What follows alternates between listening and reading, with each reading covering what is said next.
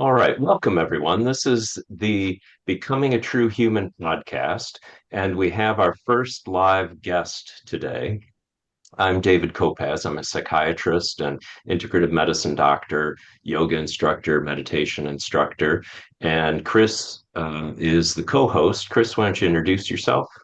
Yeah, welcome everyone. My name is Chris Smith, and part of my stock and trade over the years has been a marriage and family therapist, a mindfulness teacher, and also an author. Wonderful. Thanks, Chris. So Chris and I hang out here. What's our tagline, Chris, for this podcast? Well, our tagline is life doesn't have a pause button, nor do we. Yeah, that's because we're lazy and we don't want to edit the podcast. That's right. So, and today we're joined by Jonathan McFarland, who hails from Liverpool, lives in Majorca, Spain, and is the president and founder of the Doctor as a Humanist. And before we get to you, Jonathan, with the first questions, I'd like to make a few announcements. Chris, you've got a publication this week. Can you tell us about it? Yeah, thank you. And thank you, Dave, for suggesting it many months ago. It's a publication on an online, really literary, I think, journal called Pulse. It will be in the show notes. It's a piece called Medicine Without a Bottle. And it is really a piece about my gratitude for nurses and the work that they do, and also one of the themes of the importance of the human touch. What Mhm. about you, Dave? Yeah, I've had a big week, Chris. I had a publication too in Place Journal. The theme of the journal is careful and careful collaboration. And so I've got a piece on my collaboration with Joseph Rael, Beautiful Painted Arrow, and specifically not looking just at our writing, but the paintings, because Joseph started sending me paintings to finish up. And so we've got a few different paintings that we've both collaborated on. Also, in the last week or so, a podcast came out that I was an interviewee on. I was interviewed by Claudio Mergan out of Canada, and it's called the Spiritually Inspired Podcast. And I'll put these links in our notes for the podcast. And the other thing is, I won a Nautilus Gold Medal Book Award for caring for self and others, transforming burnout, compassion fatigue, and soul loss. So, and that's my fourth Nautilus medal that I've won. The last four books that we've submitted all won medals, three gold and one silver. So Dave, that was really exciting. Dave, could I add one more thing I forgot? Oh, yeah. This week, I applied for an artistic residency, and I'm calling this the art of being sick. And I like it. I'm collaborating with my niece, who's an artist, and the whole idea is that we are really going to feature her visual work and my written work Hmm. that derives from being sick. And so we call it one disease because we share the same disease, two artists, many truths. That's I beautiful. like that. I love the title too. Yeah. So, okay, well, let's get started here. Sorry, Jonathan. Usually we don't have so many kind of announcements, but Chris and I are getting to be more Yes. accomplished people. So, um, Jonathan, before we ask you a question, do you want to say a little bit about you as a person and a human being and, give us a little bit of a sketch about yourself before we start peppering you with questions? Well, I was born in Liverpool, a city which I think if you've got to be born somewhere, I think you might as well be born in Liverpool. It's an interesting city, a melting pot of cultures, has the oldest Chinese community in Europe. Being a port is one of the kind of uh, fundamentals of the city. So I was born in Liverpool, born to from a family of doctors and surgeons. I think that's made a big mark on myself. a mark on me. I think it's left, but also a family very much involved in the art world, very much involved with paintings, literature, with painters, with poets, writers. Liverpool in the 60s, 70s was really strong in culture, and they were very much integrated into that. So that was probably very much part of my cultural and upbringing, the DNA between medicine and the arts. I studied humanities in Newcastle, and then went and spent many years teaching in Spain. And but always with this idea of the importance of bringing together humanities and medicine. I mean, it's not a new thing, Dave. So I suppose this kind of seed was growing within me, and I thought it's important, the communication and the communion between the two sides. You know? How would I see myself as a person? Well, I would say, like anybody else, with their ups and downs, with their trials and tribulations, which are part of life, and just trying to get through, trying to enjoy myself as much as possible, trying to laugh more than to cry, and trying also to enthuse others with my passion. I think enthusiasm was one of the most important traits that somebody can have, and I sometimes have it in little nuggets. And that's a line of kind of a vision of myself. Yeah, it's beautiful. Thank you, Jonathan. And you have a wonderful sense of humor, and you're one of those people who seem to have just the skill of bringing people together. And you've created a tremendous community with the Doctor as a Humanist. I wonder how many people whose lives you've touched, of how many people you've had come in and teach, and how many students you've reached. Um, but what's your, yeah, off the bat, let's start with that question. How many people do you think have been through Doctor as a Humanist events? And that's a really nice question, and also a nice question to to say about touching other people's lives. When you, I sometimes feel that when you're in a midst of a throng of people. I was just in Barcelona, and you can't walk for people around you, and in some respects, you're touched by everybody you see. I remember seeing a wall of artists and people who had contributed to a museum and contributed to the restoration of a museum. It's an enormous wall of people's names, and sometimes I think that we don't realize how many people we touch, and we don't realize how many people we help just with a few words. So how many people have passed through the doors, the wooden doors of the Doctors as Humanist? I mean, I think quite a lot, and I think quite a lot of students. And students, I don't know how, I couldn't put a figure, Dave. I mean, thousands. I probably would say in the thousands. Yeah. But I think it's more important that the diversity of people, the diversity of students from many cultures. I mean, we did a film in the midst of COVID with a friend of mine called Tony Turiols, who made a film, and it was visions of COVID through the eyes of people's phones. And we had 22 cultures, 22 languages, 22 visions of how it had been affected. So I like to think more of the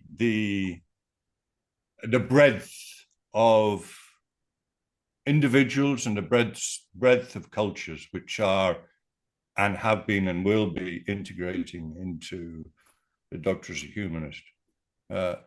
That's what makes me happy, really. Yeah. Yeah.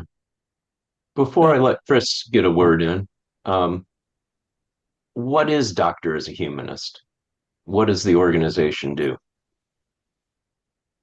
It's an NPO, non-profit organization, which aims to restore the balance, let's say, between the arts in the broadest possible sense and medicine. But I'd also say that medical humanities is like has a niche really, and medical humanities sometimes I believe that medical humanities is there are two separate like ivory towers. One is the clinicians, the doctors, and one is the humanists. And the humanists are like scholars up in the ivory tower, and they don't want to go down to the hospital where the clinicians are seeing people suffering. And the clinicians think that these humanists aren't really, on their level. And this, for me, is a complete antithesis of what we're trying to do. So, as well as medical humanities, which means bringing in the different arts and different disciplines, we're trying to restore a humane, I would even say compassionate approach to looking after people who are suffering. And when we say the doctor is a humanist, people say, isn't that a bit exclusive? And I say, no, the name might be the doctor, but we are and aim to be as inclusive as possible. So we're not just talking about doctors, nurses, psychiatrists, psychologists, physiotherapists, psychotherapists, and anybody who has to look after another person or has to look after themselves. And isn't the etymology of doctor, doesn't it go back to teach? Yeah. Yeah. Yeah. So anyone who's teaching and dealing with suffering and teaching another person, teaching someone how to deal with suffering. I mean, I really like you say, you mentioned that a doctor comes from docere, but I think it's quite funny. You said to doctor, you can also talk about doctoring the drink, which is like spiking the drink. So you got to be careful with which, but docere. I remember my mother, who was an extraordinary person, and unfortunately she died many, many years ago. The most important things in life, education and medicine, or healthcare, education and healthcare, and they come together in that docere. Yeah. Well, Chris, I'll hand over to you. Jonathan, one of the things that we're curious about is just the word humanist. And I'm just wondering if you would be willing to kind of give us a tour or a history or your version of that word, which is steeped in philosophy and history and art and so many disciplines, but would love to hear again for those listeners, what is a humanist? Well, it's a beautiful question, not an easy question. But I'm going to start with the quotation.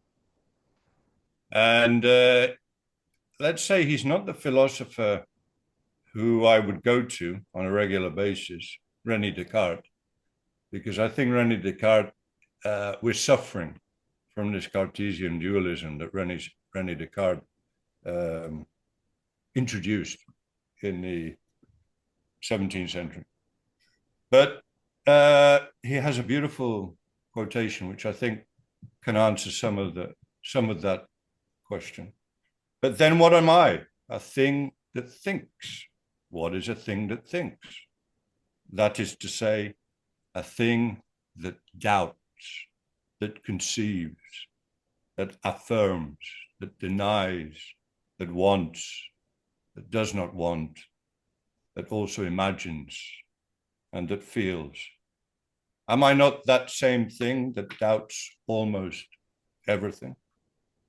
That nevertheless understands and conceives certain things, that assures and affirms that only those are true, that denies all the others, that wants and desires to know others, that does not want to be deceived, that imagines many things, even sometimes in spite of myself, and that also feels many as if by means of the organs of the body. I think in some ways that encompasses what being a human is.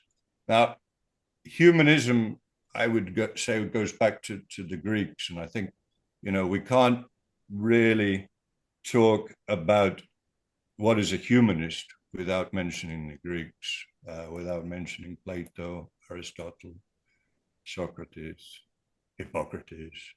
I would even mention Asclepius. We cannot. And in reality, I feel the same as like with Einstein, Albert Einstein. If you need a quotation, you go to Einstein. But really, if you need an idea, or you need to know about another person or discover something about the ideas of other peoples, other cultures, you just go back to the Greeks.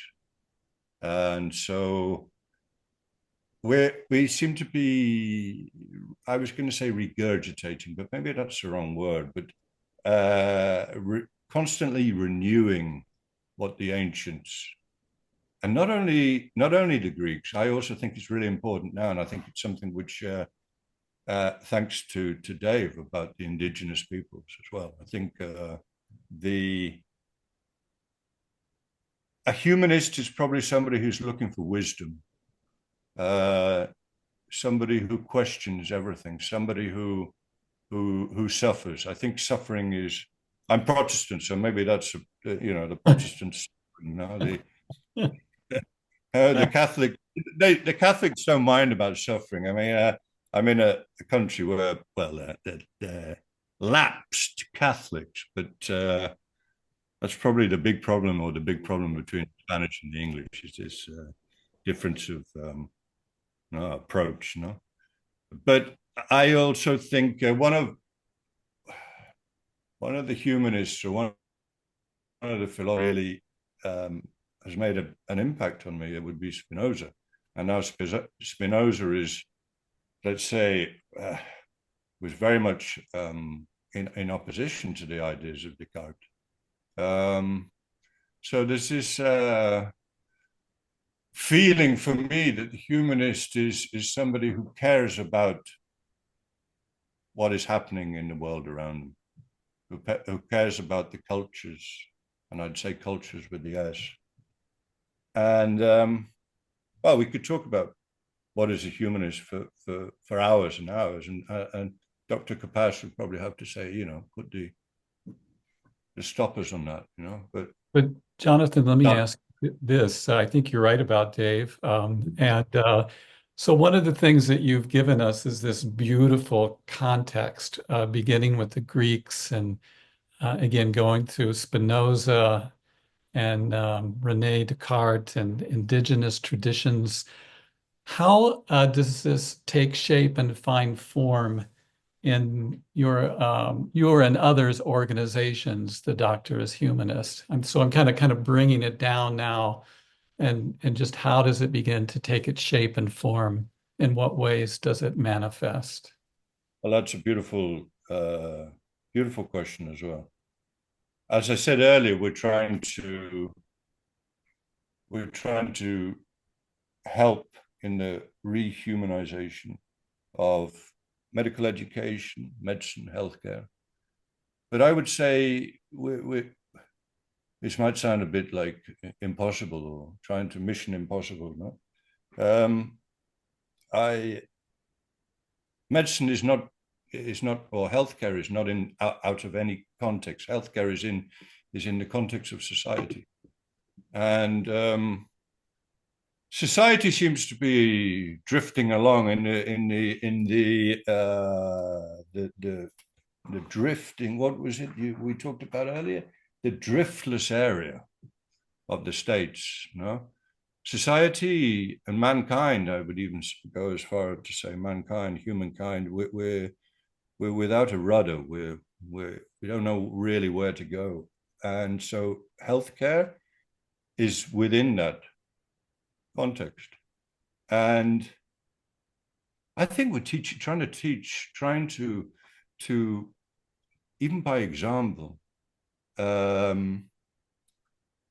just trying to suggest that you can be nice to other people, that you can feel for the other, that you can. I mean, another philosopher, I think, who's I haven't read his work. I think he's not easy to read, but I have kind of brought in his ideas, Martin Buber, I and thou, and I and it, no? And I think that I and thou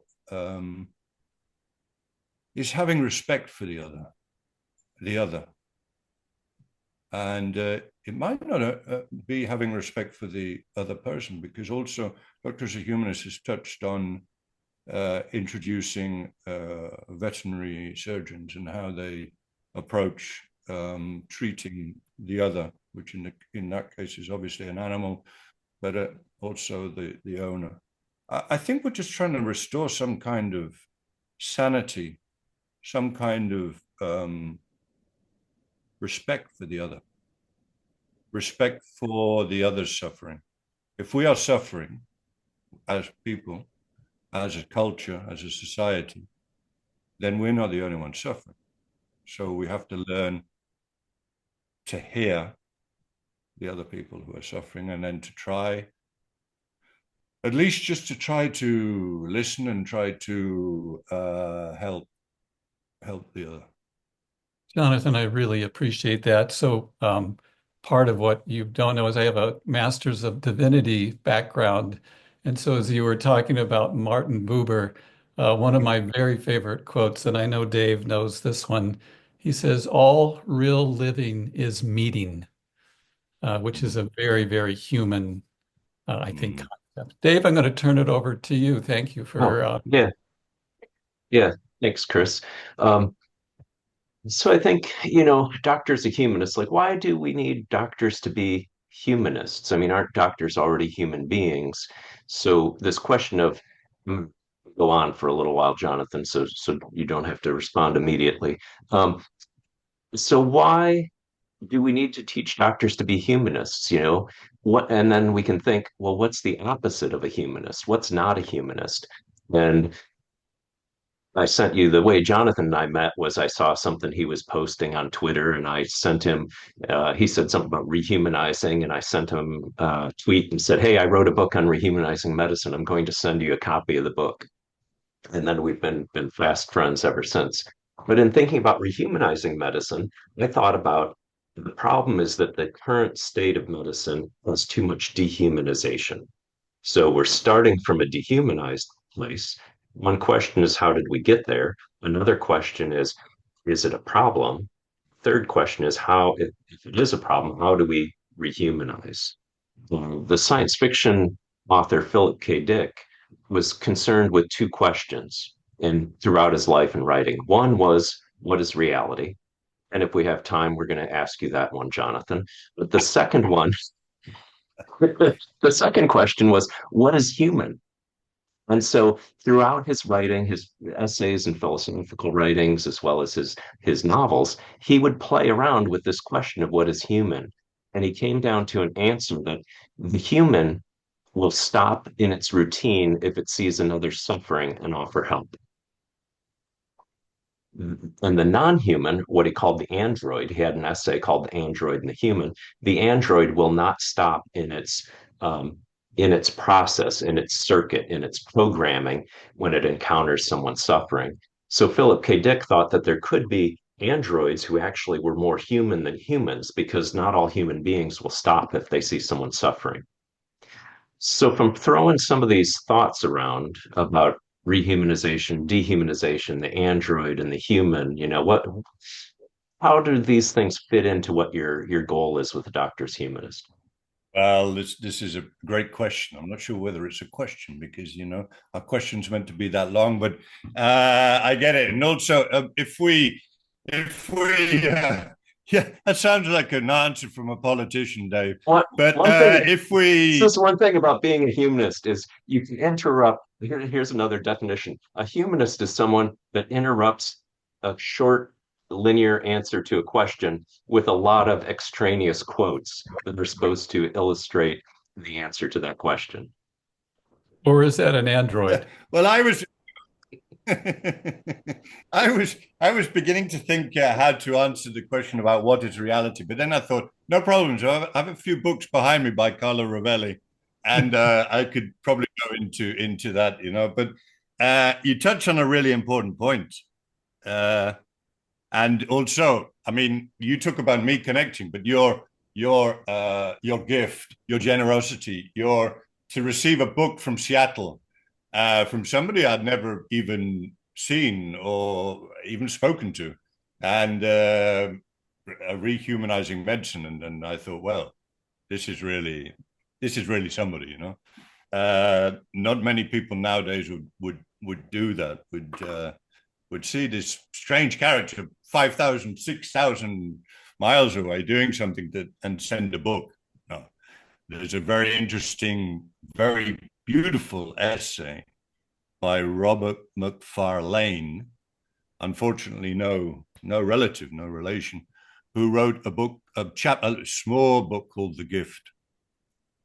And it's about the importance of giving books to others. And it's called The Gift.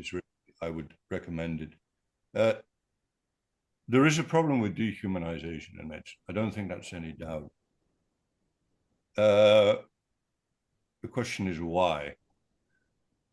Well, let me just go back to there is a problem. I mean, Edmund Pellegrino in the 80s was talking about the dehumanization of medicine. Was talking about the super specialization, the over medicalization, the profit profit coming first, the lack of time for doctors to see the patients, etc., etc. That's dehumanization. Without going into the politics or the let's say the machinations behind the scenes, I suppose it's a question of money.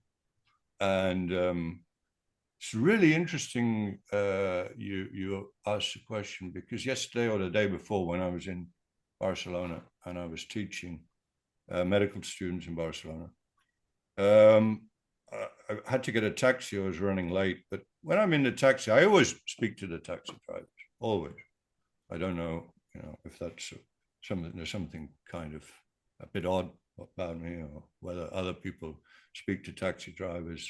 I wouldn't. The taxi driver, the film, I probably wouldn't speak to Robert De Niro, but it kind of relates to Gavin Francis saying that when he goes into the waiting room of the clinic, he's a GP and a writer. All of humanity is there. You have poor people, rich people, black, white, man, woman. You have the whole beautiful role of humanity. Well, it's maybe not the same, but taxi drivers are there's such diversity of taxi drivers, and I always speak to them because I'm always interested to see how they are. I say, how's your day been? That's how I start always. And I got into this taxi, and he was playing Mozart, and I thought, well, this is a change. you nearly always hear like reggaeton or whatever, and he was listening to Mozart. So we got talking, and I said, he said, we were talking about money, because I, as you normally do, especially me who reads the Financial Times every day and looks at my stocks and shares. We were talking about money, and he said, when we come to the end, money won't matter at all. What will matter will be, for me, two things: dignity and culture. These are the two things: dignity and culture. And I would say another way of looking at this dehumanization is the taking away of dignity. The taking away of dignity. We're in an age where there is a lack of dignity. We're in an age where there's a lack of respect for the other. And I'm not only talking about the dignity of the patient. Okay, we know that when a patient goes into the hospital and they have to put on the gown, There is a feeling of vulnerability, a feeling of defenselessness. And this is also kind of a lack of dignity of the person, but also the lack of dignity of the doctor. Now, I like Mozart, but I also like Bob Dylan, and so I've just seen this question: what is dignity? But this isn't the best time of day for me because I know over there where you are, it's in the morning, and I'm a morning person, and this is the evening. So, and also a Saturday evening. But one of my favorite, without doubt, one of my favorite and the biggest influences is Bob Dylan. And Bob Dylan wrote a beautiful song called Dignity. So many roads, so much at stake, too many dead ends. I'm at the edge of the lake. Sometimes I wonder what it's going to take to find dignity. Englishman, that's me, stranded in the black heart wind, combing his hair back. His future looks thin, hope not. Bites the bullet and he looks within for dignity. Dignity is being able to look inside yourself and feel that you've done the best you possibly could in difficult circumstances. And I think that we're losing. Dignity is also very much connected to respect. We're losing respect for ourselves and for others.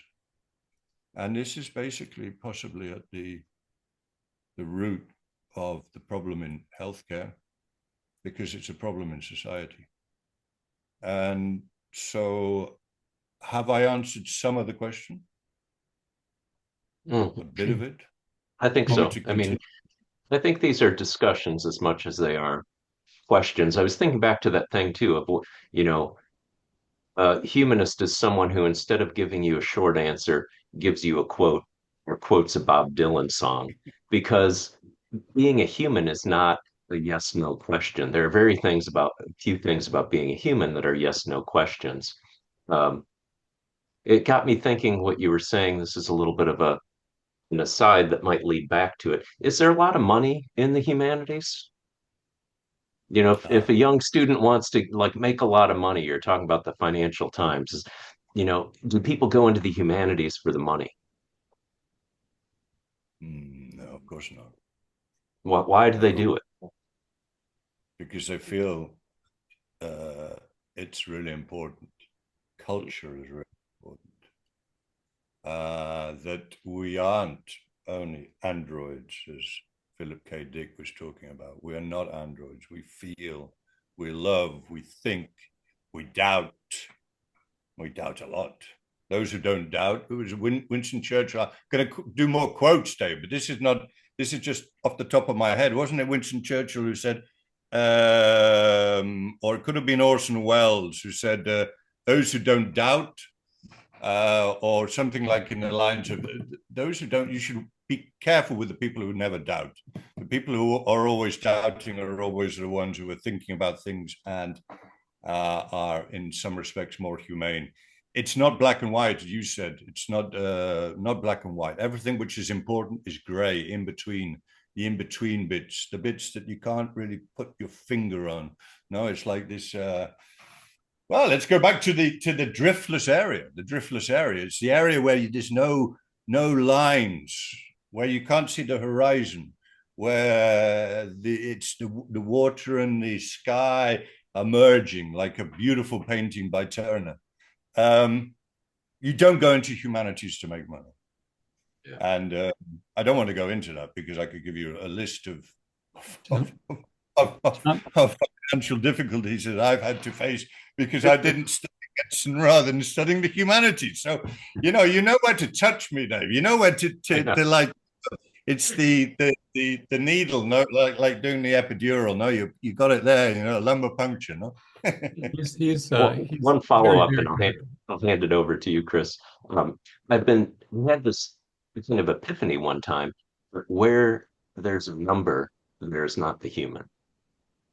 Ah, Because we've got so much emphasis in society on numbers, whether it's money or evidence-based statistics or pharmaceutical dosages.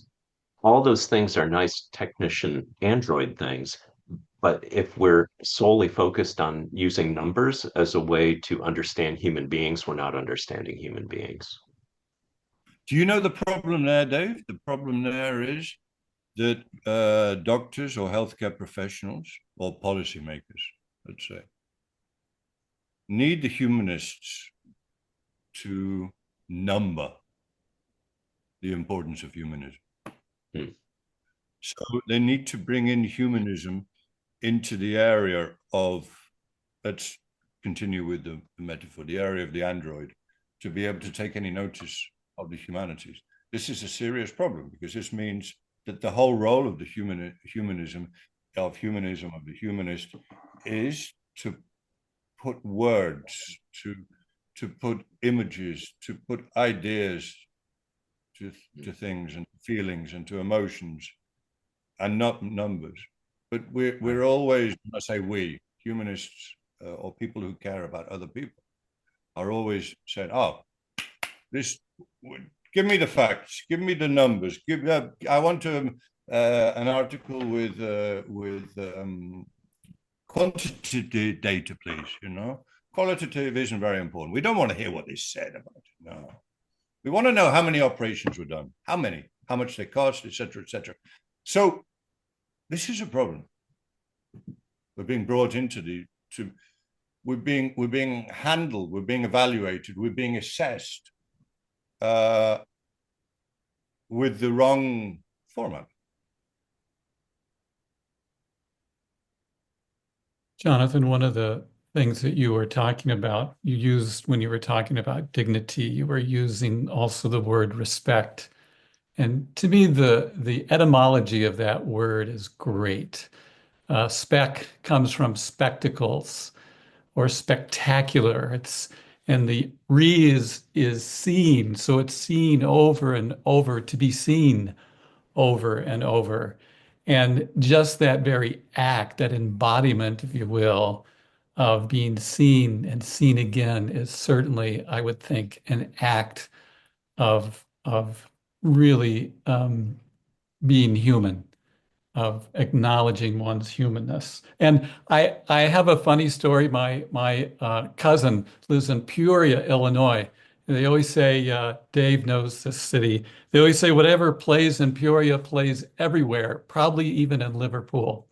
And my cousin went to see Bob Dylan, and it was raining. It dropped off my aunt, who's 80 some years old. She wanted to see him.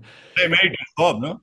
And yeah, and so my cousin was walking into the concert late. She just happened to be walking by the tour bus, and at that very moment, Bob Dylan walked out of the tour bus, and they were literally, just several feet away, and my cousin was just like taken, like here is Bob Dylan, and and only the way that you could happen. She said, "Hi." Hi, Mr. Dillon. And he looked at her and just walked right away and went back into the concert hall. And I thought that's classic Bob Dylan. Um, one of the things that I think that we wanted to also ask you about, as we're kind of now steering toward kind of beginning um, this podcast and kind of completing it, is what are some of the developments or exciting developments? What are some of the things that we've talked about, some of the areas of where it's not working and some of the gaps and issues, but we'd like to go out on a better note. What are some of the things that you're excited about? What are the things, Jonathan, that gets you out of bed in the morning? What are the things that for you is on the horizon that just, make you smile? Would love to hear some of those things. Well, let me. It's make. having a conversation with you two makes me smile. Having making this podcast with you two makes me smile. I actually, getting up in the morning isn't the problem. It's sometimes continuing the day. I mean, normally when I get up in the morning, not always, Dave knows, not always, but normally I get up relatively kind of buoyant and, this is probably a false optimism, no? It's during the day that you meet people, you see people, you see things that happen, or it kind of brings you down a bit. But there are lots of things that I'm excited about. I'm very excited about, and I think it's incredibly important, is the idea of bringing together ecology and humanism in health, or health humanism, or whatever you like to call it. But I think this idea of bringing together where we live, our surroundings, and the animals. I mean, I mentioned Spinoza, and Spinoza's, the take on nature of Spinoza. I mean, if we'd gone along the lines of Spinoza and not Descartes, we might not have had this problem of dehumanization, either in society or in medicine. So you just have to look at the beauty, and I'm really privileged in where I live. It's beautiful, surrounded by mountains and lots of wildlife. And you wake up and you see the animals, you see the birds, you hear the bird song. So this is something which really excites me, and I think that we're trying to join and we're trying to work on this ecological health humanities. That's one thing. Another thing that having a book come out in later this year through Springer. We're working on an edited volume of What an Ecological Medical Humanities. The beauty of that book is the diversity of contributors.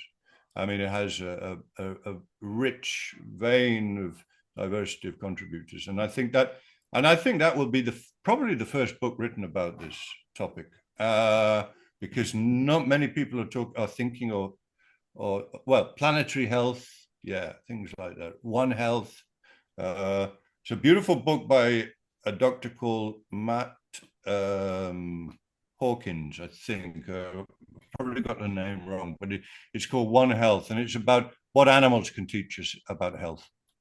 I can give you the link later on. Another thing that's really inspiring is being with students, Chris. I have to say that students inspire me. Young people inspire me. I'm, probably when you get a bit older, you think, well, not quite the age of Bob Dylan, but we're all. I listened to. I was having a coffee in Soya this morning, and there was a little boy, an English boy, who said to his mother, "What day is it today?" And the mother said, "Today's today," or some ridiculous answer. And he said, "No, today is tomorrow." And I thought, wow, this boy's going to go far. This boy knows what he's thinking about. This boy's a future philosopher or physicist. So I'm generally buoyant and generally interested in other people, and other people keep me going. Young people keep me going. I'm trying to be optimistic, because sometimes it's not that easy to keep going with things you see and hear around.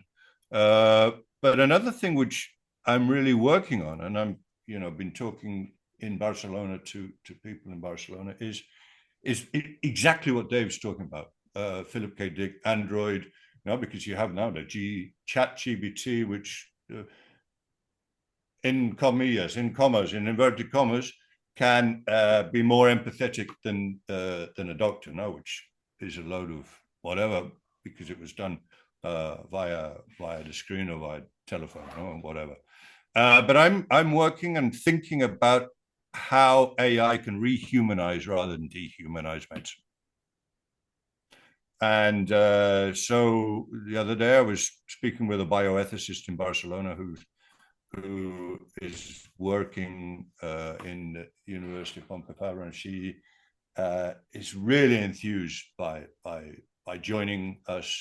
The Doctors of Humanist, really enthused about restoring ethics and humanities in the age of AI, in the age of where things seem to be coming more and more in the field of Blade Runner androids, but generally, and one other thing, Chris, that makes me get up in the morning is seeing another book I need to buy. I wondered if we were going to get to the anti-library. This isn't a joke. I mean, it keeps me going. I mean, it really enthuses me. When I see, today I saw in the Spanish newspaper a new book about humanism, and I'll send you. Luckily, it's only in Spanish yet, Dave, but it'll be translated. And the literal translation is "the being that counts." So talking about the human, and I thought, wow.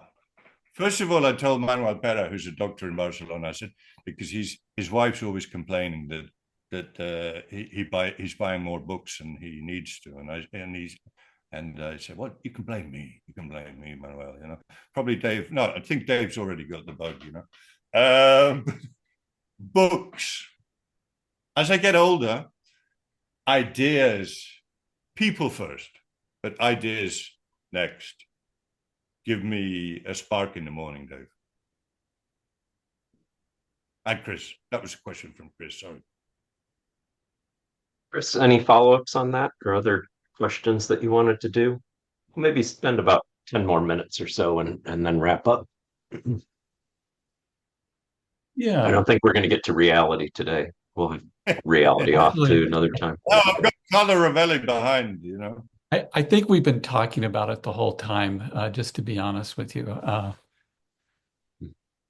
there particular programs that the Doctors Humanist offers? Or I'm just thinking there may be listeners who think, you know what, I align with this. This is sort of something that you are tapping within me, that I feel, something that I thought. But I'm just curious if there are listeners who are interested in your work and in this work in general.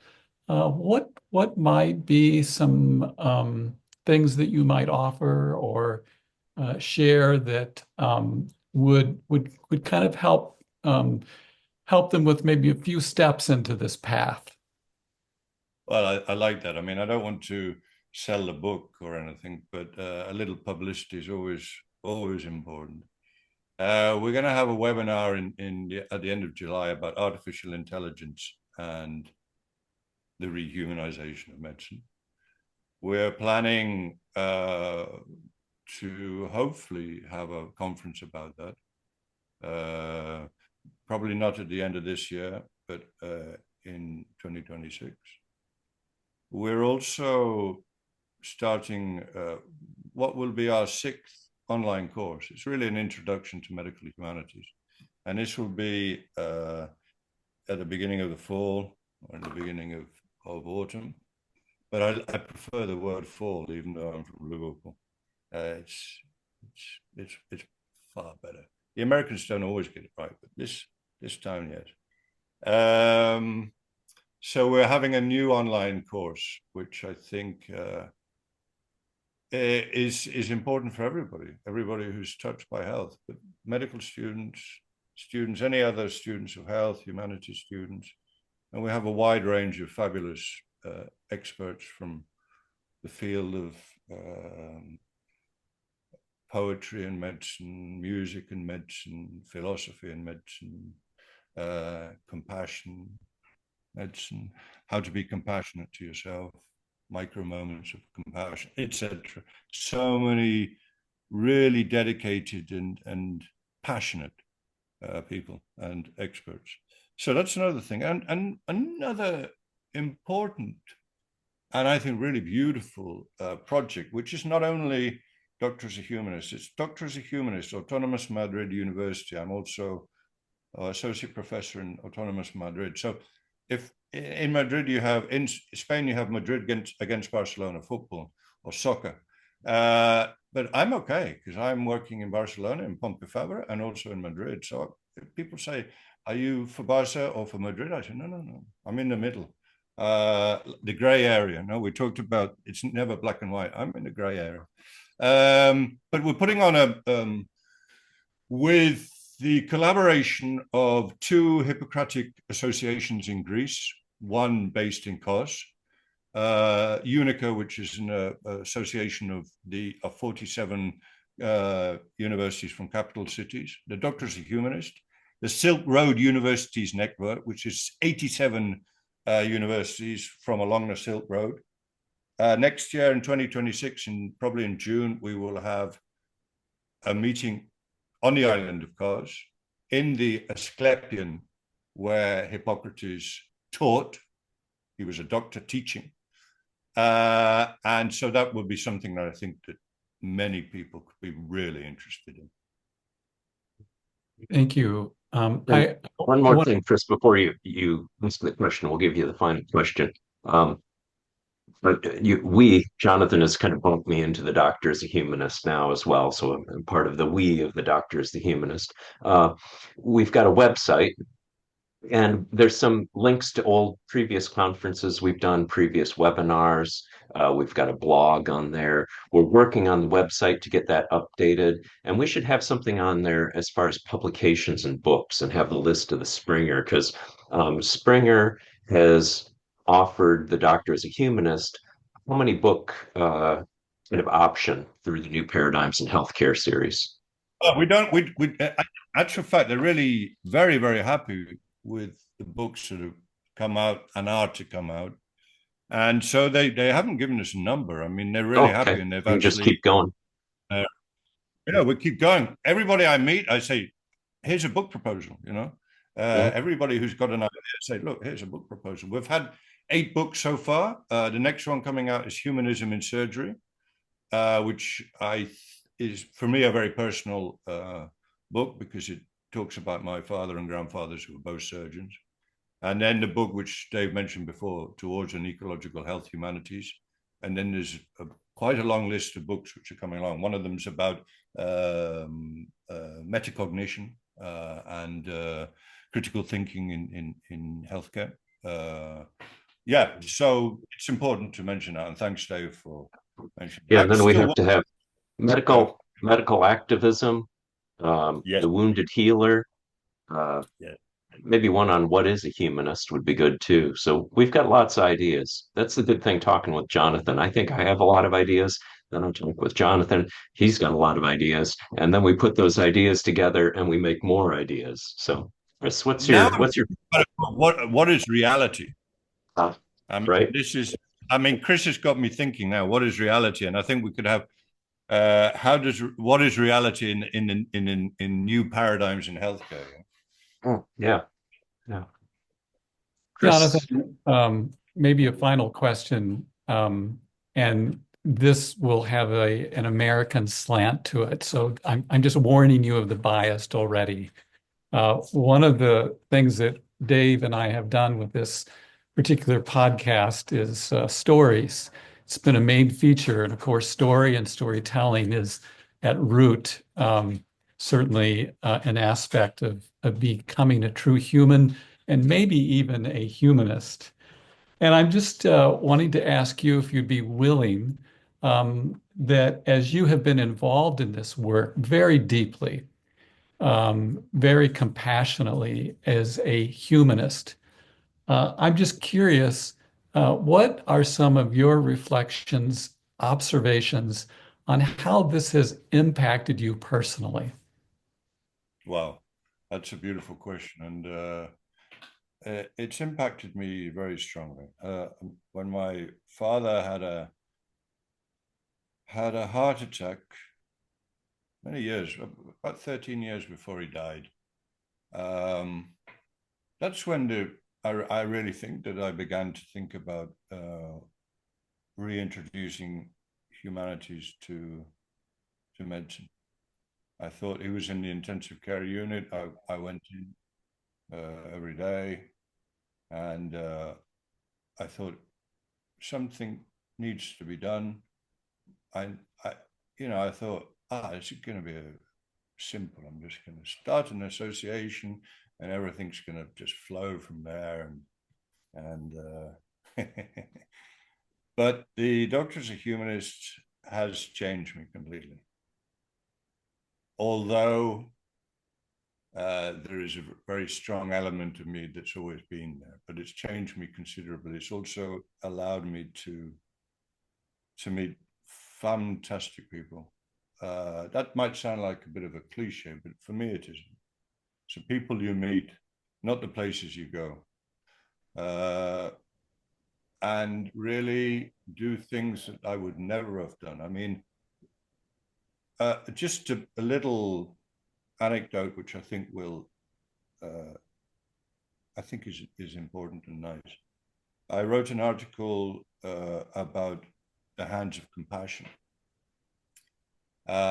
in the British Holistic Medicine Association journal. And I wrote it with a medical student from Iran, a woman, a girl medical student. So this was during the time of the oppression of women in Iran. We wrote the story together, the article together, and we had to use a pseudonym for her, obviously. But we talked about my illness, because I think when you go through an illness or a disease, that's also interrelated to the Doctors of Humanist. And I think you change, you transform, and being ill is not always negative. And this is something that people think. I think being ill has made me more humane, more vulnerable. But if you're vulnerable, you're more human. But we wrote the article together. So she wrote quite a section about activism, how it was important for doctors to be involved in trying to change society. And I think this is really important. So that was I was very, very happy that was published. It was published in a small journal. It's a very nice journal, but I think just the collaboration. I mean, John Berger, we talked about John Berger before, or maybe we didn't, but John Berger is also, he's got a smile on his face. And I say another quotation, my God. But John Berger is one of John Berger's great characteristics as a person was being, first of all, a storyteller. He said, I'm a storyteller. And somebody said, no, you're not.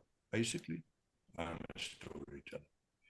And then maybe the next thing was he collaborated with everybody.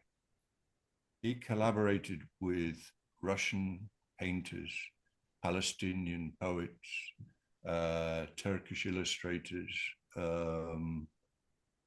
He collaborated with people he really believed in and really wanted to help. When he got the Booker Prize, he used that money for his next book, which was looking at immigration in the 1970s with John Moore, who's in The Fortunate Man, the book about the general practitioner. So it's brought me into collaborating with many people who have made a big impact on my life. And that's changed me considerably. For the better, I hope. Thank you. Thanks. Yeah, thanks, Chris, for the questions, and Jonathan for the answers and quotes. Jonathan, I'm going to do a talk show interview host number on you now. Jonathan McFarland, in our last 30 seconds, can you answer what is the difference in responsibility to the world of the doctor as a humanist versus the doctor as a technician? Well, I'd say, do you want a soundbite then? Yes, you want a soundbite. Okay. A doctor is a Next humanist. 20 seconds. Okay. The doctor, who is a humanist, needs to see the other person who's suffering and connect with that other person. And what about the larger responsibility beyond the doctor patient? The earth doctor. The Ah, doctors need to teach people, all the people who go through the corridors of the hospital, that we only have one earth, and we have to look after that earth.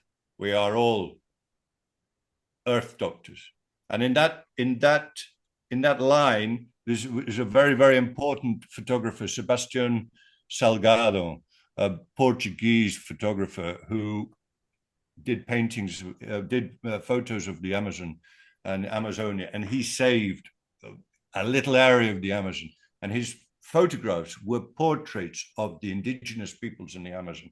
And so he was collaborating in saving what is the most important lung that the earth has. We breathe through the Amazon.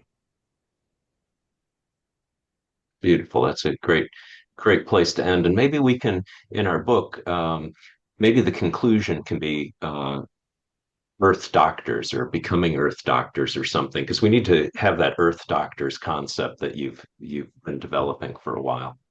And luckily, 30 seconds for a humanist is about 5 minutes for other people. So that's one of the benefits of being a humanist. So thank you, everybody, for listening today. And thank you, Jonathan. I'm sure we'll have you back on and we'll tackle reality Thank you, in the future. Jonathan. You're a delight. You're a delight. Well, thank you very much, Chris and Dave, for inviting me. And I just feel a little bit, chagrined and a little bit worried that I have to figure out what is reality. This is. I won't sleep tonight. I'll send Dave a message. Give me a hand. But it's been a pleasure and an honor. I've really enjoyed it. Yeah, Same here. it's been great. Thank you, everybody. Thank you.